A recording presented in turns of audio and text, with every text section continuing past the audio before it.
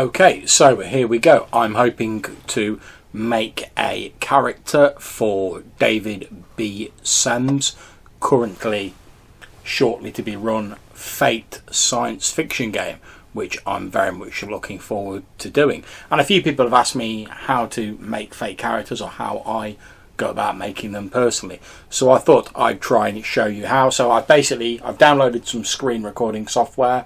I've got a form fillable PDF so that I can try and actually fill it in and talk you through it and my thought processes as I go. It'll be far easier than I hope, than setting up my camera to point down at a piece of paper while I try and fill it in without getting everything out of focus. So first of all, let's have a look at the Facebook event page for Animus in Aguera. I hope I pronounced that properly, which is the Facebook event for David's Fate Core one-shot.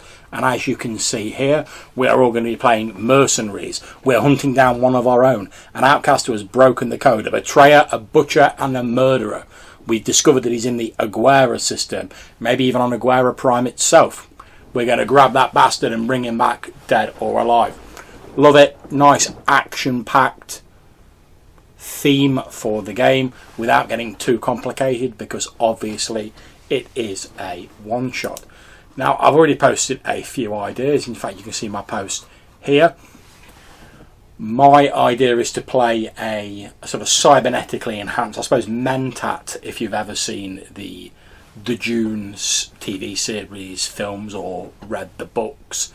And I'll put a link to a Wikipedia page or something that describes what Mentats are down below. But essentially, they are human calculating machines.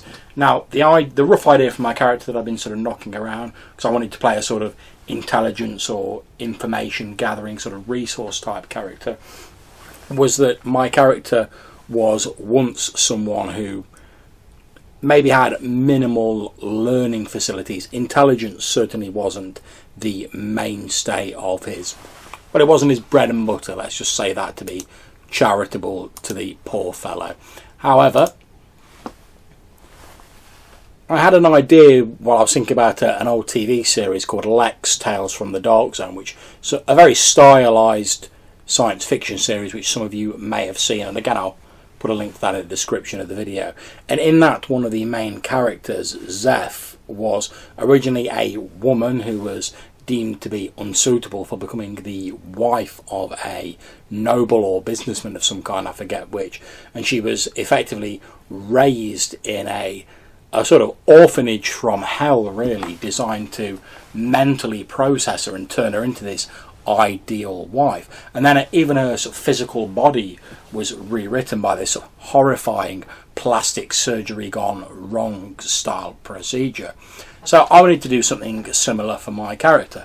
Now, since this is a one-shot, I'm not going to go into massive loads of detail and create a chapter spanning background that's never going to come into play, since I do think that although all characters should have some backgrounds, you need to tailor it to the length of game you're going to play. Obviously, if this was going to be a huge long-running campaign, I would go into more detail. However, I do still want a little bit of detail in there, certainly enough to allow me to portray the character. And I've already picked a picture that I think would be suitable for him. You see he's this bold, surly-faced looking individual, and I imagine that at least some of his face, perhaps on the other side that's facing away from the camera in this picture, has been cybernetically enhanced or altered in some way. And the high concept that I've suggested to David for this is walking library. So let's see how we're getting on and crack open my Fate Core rulebook. I'm going to go through the steps as they are listed in the book for the purposes of those who are unused to creating Fate characters. So let's start. First of all, come up with your character's high concept and trouble aspects. The high concept is effectively a capsule description of your character. So I've already said that mine is going to be walking library, and I've got a form fillable PDF from the Evil Hat Productions website here that I can write that down in. So high concept walking library. There we go. Now the next thing it advises you to think of is your trouble. Now the trouble is the main source of complication or plot, I suppose, in your character's life and their story. It has far more of a sort of disadvantageous side than most other aspects, which are little story tags that can be used for both positive and negative reasons. So let's see. For my trouble, since my character, I imagine, I don't want to say that he was sort of sold into becoming one of these Mentat-like walking repositories of information. I imagine that he himself actually submitted himself to this almost mind wipe style process. So I've been thinking during the day about what could actually drive a person to do that. And I think the most obvious thing is some sort of trauma or some sort of failing in their background. So I'm going to try and think of something like that. So I imagine that this character perhaps once held a sort of middle management position, a position of seemingly little importance, and through some sort of innocuous mistake, an extreme cost was paid by some people for the error that he had committed or the things that he had got wrong. So let's see. The rulebook advises that trouble aspects are broken up into two types: personal struggles and problematic relationships. Personal struggles are about dark impulses or shadier sides to your characters that are hard to control. Problematic relationships are about people or organisations that make your life hard.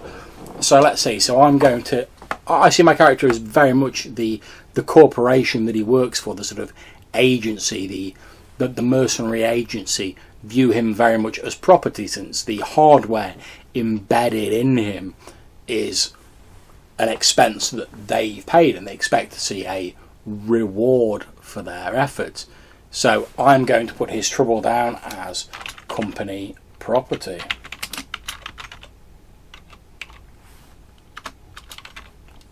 For the moment.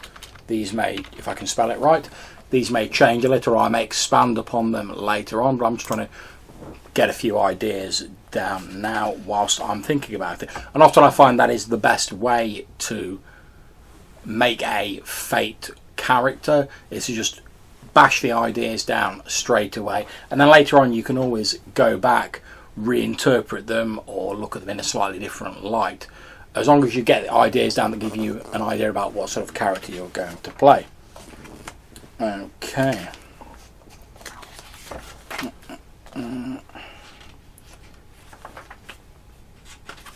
So I've done that. I've come up with a high concept and a trouble. The next thing that the book advises you to do is give your character a name. Now I'm very much a fan with science fiction, and especially for one-offs or space opera, of doing that normal strange name combo. You know, you've got Luke Skywalker, Luke normal name, Skywalker not, just to give you one example. So let's see. I think my character, I'm going to give him the first name Mark, and then I think he's got a bit of a sort of Russian look to him. So I'm going to go into my browser, and I'm going to look for Russian surnames.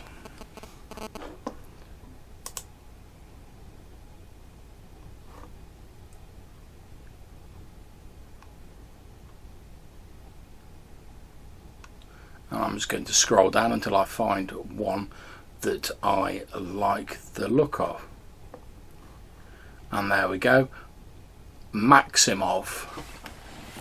I like the look of that, since it reminds me a little bit of Asimov, which is a famous science fiction writer, as I'm sure you all know. And also I think Mark Maksimov, it's almost got a sort of Stan Lee style feel to it, with the alliteration of the two names. I don't imagine he uses his first name, which being probably more known as Maksimov. So I'm going to stick that there. And onto the description. So let's see, I'm going to use the picture that I uploaded to the Facebook group as inspiration for this. So let's see, here's a large man with a bald head wearing functional clothing.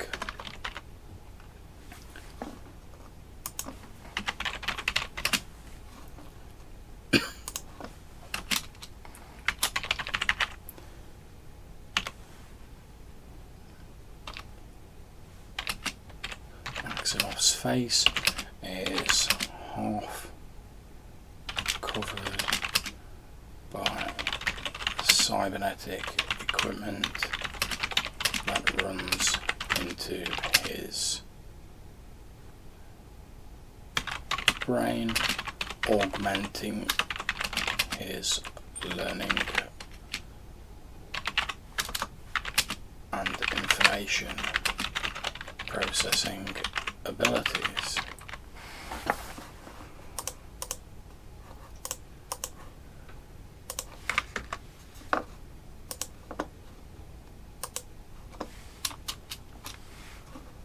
Unfortunately, the form-filling character sheet doesn't really seem to format that description particularly well, but that's okay. At least it's on there, so it can be viewed as needed.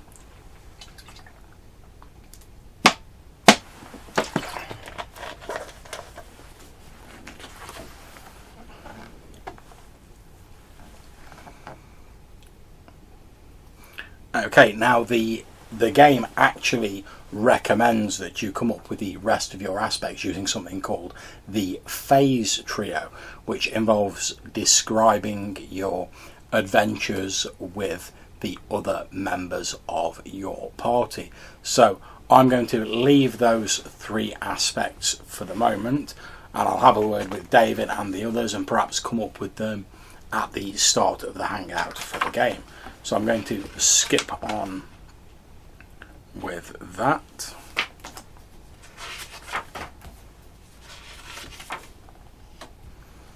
Okay, so we come on to skills, which you can see here. Pick and rate your character's skills. So as you can see that are highlighted, I get to pick 1 great or +4 skill, 2 good +3 skills, 3 fair +2 skills, and 4 average +1 skill. And mediocre +0 is the default rating for any skill that you do not possess, making Fate characters normally quite competent and well suited for one-shots or more action-orientated games. So let me see. I am going to move on to where the skill list is actually located.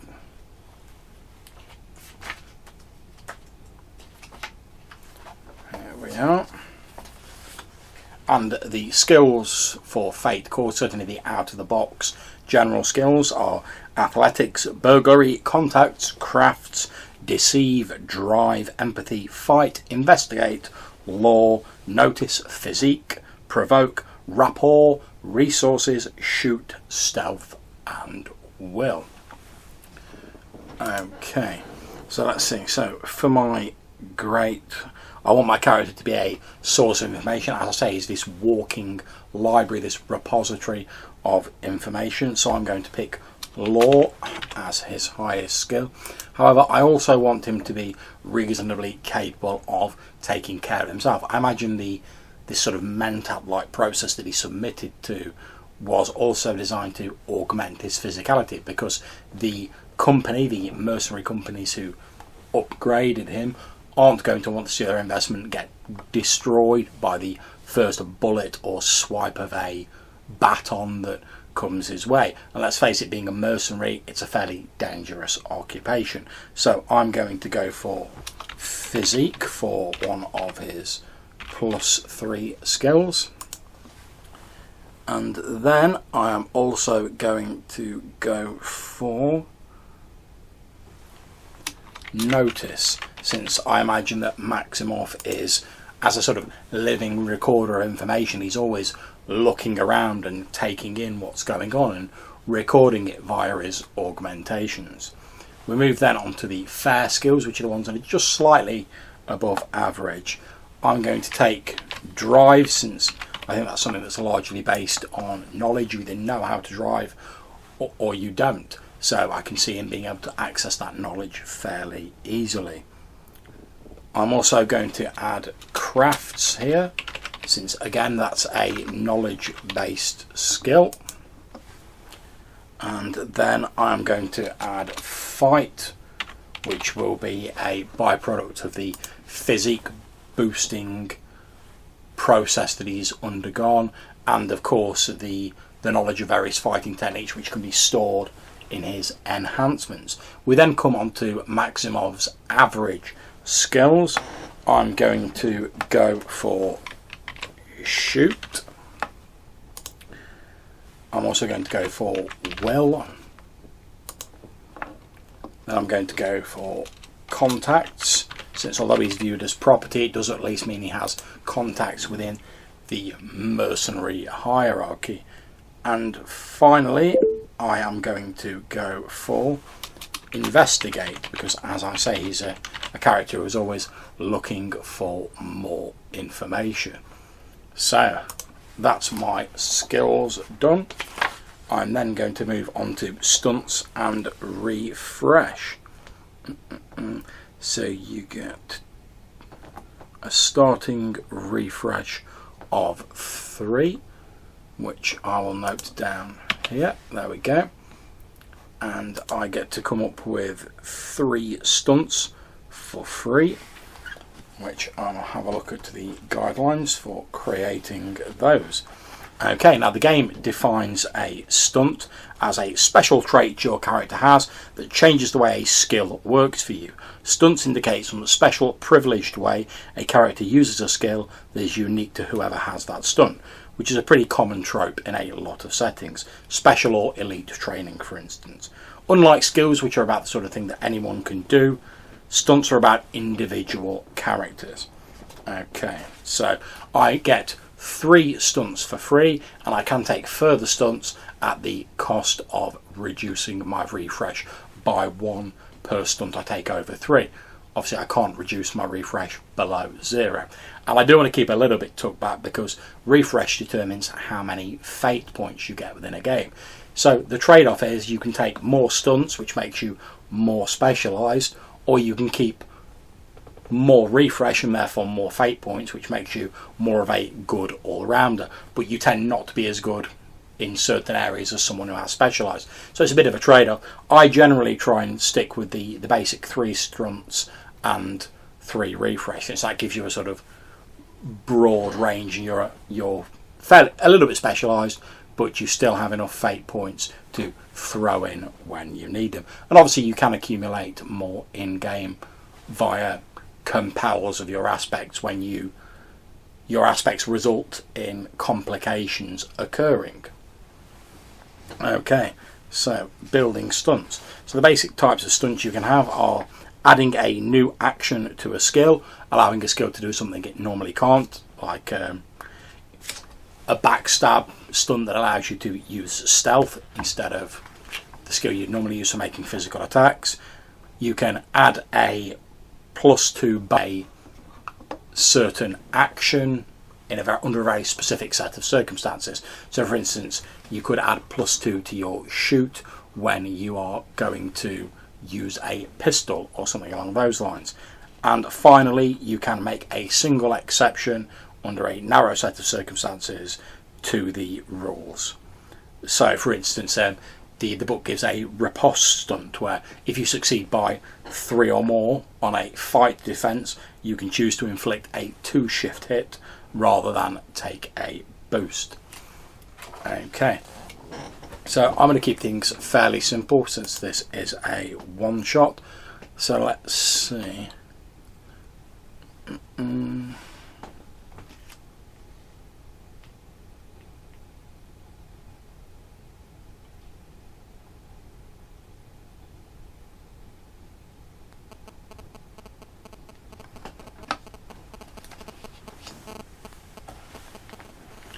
I would like to have a stunt which allows my character to use his lore and his ability to store amounts of knowledge to aid him in certain situations. So I'm going to add a stunt that says, if a situation is encountered that has previously been dealt with. No, that doesn't really work.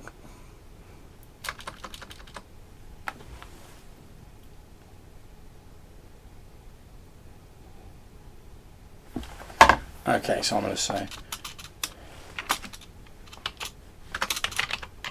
Maksimov can spend a fate point to recall a useful fact about an aspect of the game world. This will allow me to just sort of pull knowledge out of the air, which I suppose is a rules exception. Then I want a couple of situations under which I can add bonuses, since they are the most simple stunts to create, and they also specialise your character.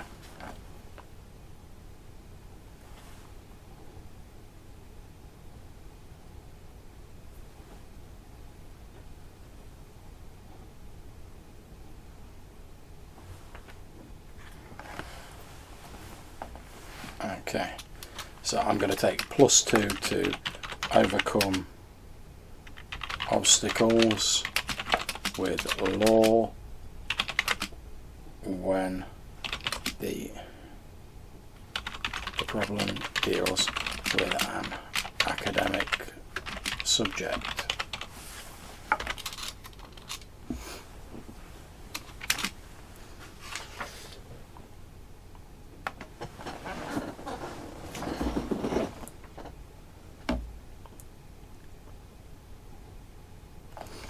And then, because my character is viewed as company property, I'm going to take +1 to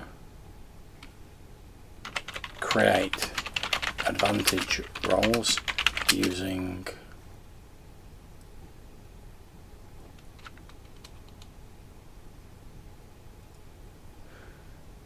and I'm actually going to say resources when acting on the interests of the company. And what I'm going to do is I'm actually going to change my crafts to resources. There we go. So that's my stunts dealt with. I've got 3 stunts. I've got my skills picked, I've got 2 of my aspects picked, and my refresh written down. And that, to be honest, is pretty much it as far as creating a character goes. Everything else will be down to how I actually role play this character out. Although I'm finding that as I'm thinking about it, I'm actually liking the name Mark less. I'm going to change it to Alex Maksimov. That sounds far better to me. And then I'm actually going to jot down a few ideas for my other 3 aspects, since I can always change them later on. So looking at the detailed chapter on aspects in the book, I can see that there are a number of suggested categories of the book lists, which are significant personality traits or beliefs, a character's background or profession, an important possession or noticeable feature, relationships to people and organisations, which I already have for my trouble, problems, goals or issues the character is dealing with, titles, reputations or obligations the character may have. So to make it a bit more evocative, I'm going to change my trouble to the company expects a return on its investment. And then I'm going to change my high concept to cybernetically enhanced thinking machine. Now let's see. Since I was thinking of a trauma had caused the character to willingly undergo this cybernetic augmentation process, let's think about what that trauma could be. As I say, I imagine it was something that either caused a significant cost for people or cost people their lives. So I'm going to go for responsible for the Metabilis 3 plague, and I imagine that my character was actually a mid-level functionary who was supposed to route some much needed medical supplies to Metabilis 3. However, due to a small typing error or small sort of keying error on his data entry systems, the supplies never actually reached their destination. The plague was allowed to run unchecked, costing many lives before it was spotted. Of course, he was found out and was forced to flee in disgrace, unable to get another job, and lamenting the lack of attention to detail that caused him to make this error, this human frailty, this human weakness. He submitted himself to this program to augment his facilities, understanding that it would effectively making him a piece of company property, but reasoning that the bits of his mind that they were going to remove in order to add the cybernetic enhancements would potentially be the horrible memories of the incident that he'd caused, the death he'd been responsible for. So in return for them agreeing to remove those memories, he submitted himself to that process. So let's see, I'm going to put down result of a corporation intellect and physical enhancement program as another one. Let's see what else I've got. One more to pick.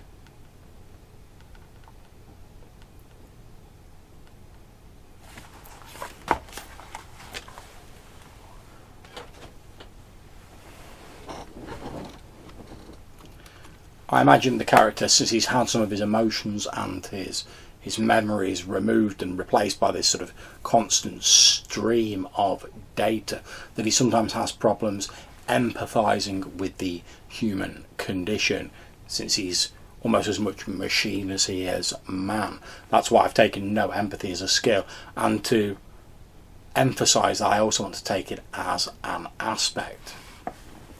So let's see. I'm going to put down as much machine as man.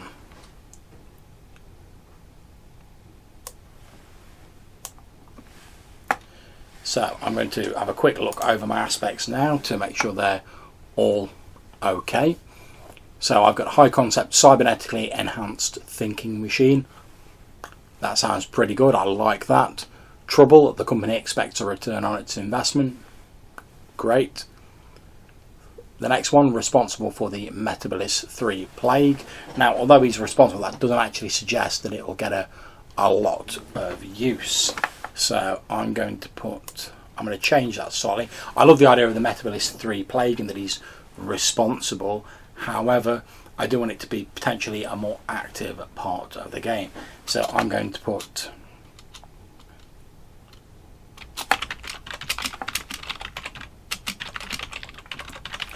hunted by those who suffered during the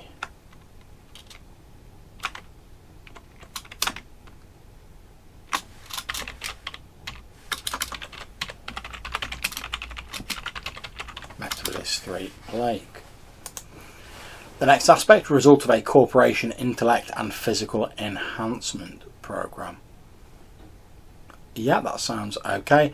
And the next one is as much machine as man, which has both, like most aspects I feel, should have a positive and a negative aspect. This does, because obviously it can be invoked or used to give me a bonus when I spend a fate point or a re-roll in situations where someone may be affected emotionally, or when some human frailty may be used against them. I'll be able to throw down a fate point and say, well, because I'm as much machine as man, I can effectively power through that, and I can rely on my machine side to see me through. However, it can also be compelled by the GM, myself or any other players, to add complications and interest to the game, perhaps in an area where emotional insight may be advantageous, or where empathising with other people and other sentient species may be handy. That'll be the point where I could be compelled, like that, because I'm as much machine as man, I don't really understand that, or I make some unfortunate faux pas, which adds extra interest and potential plot to the game, and it can also gain me fate points. So, looking over at my character, I've got my character's name, Alex Maksimov, and his description: a large, muscular man with a bald head, wearing functional clothing. Maximov's face is half covered by cybernetic equipment that runs into his brain, augmenting his learning and information processing abilities. His refresh is 3. His aspects are high concept, cybernetically enhanced thinking machine, trouble, the company expects a return on its investment, hunted by those who suffered during the Metabilis 3 plague. He's the result of a corporate intellect and physical enhancement program, and he is now as much machine as man. He has a great law skill, a good physique and notice skill, a fair drive, resources and fight skill, and an average shoot, will, contacts and investigate skill. All other skills will be at +0. For his stunts, Maksimov can spend a fate point to access the information stored in his built-in hard drive and recall a useful fact about an aspect of the game world. He can have a +2 to overcome obstacles with his law skill when the problem deals with an academic subject, or +2 to create advantage rolls using resources when acting on the interests of the company. And that's pretty much the stat side of my character finished. I imagine that Maksimov is a very dour, no-nonsense individual. He's working as a mercenary at the behest of some sort of shady corporation or group of individuals who sponsored the program that augmented his intellect and his physicality. I think that sometimes in his spare moments he wonders just exactly what did he trade away in order to become the person he is now.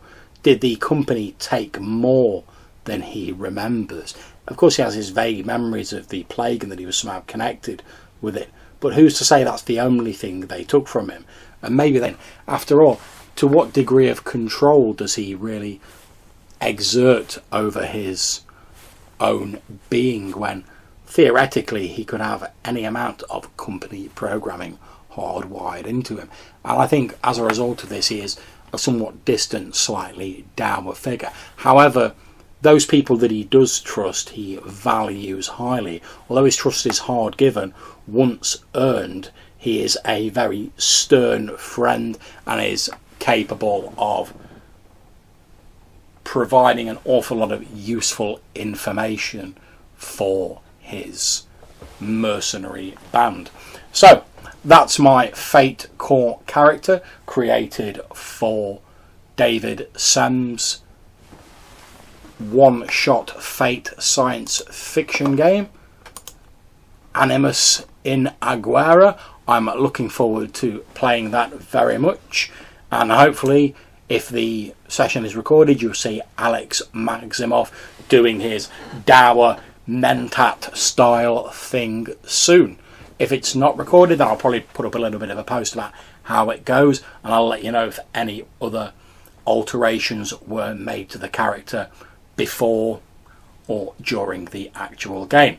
I hope if you've enjoyed this video, you'll consider clicking on like and subscribing to my channel by clicking on the red dice up in that corner.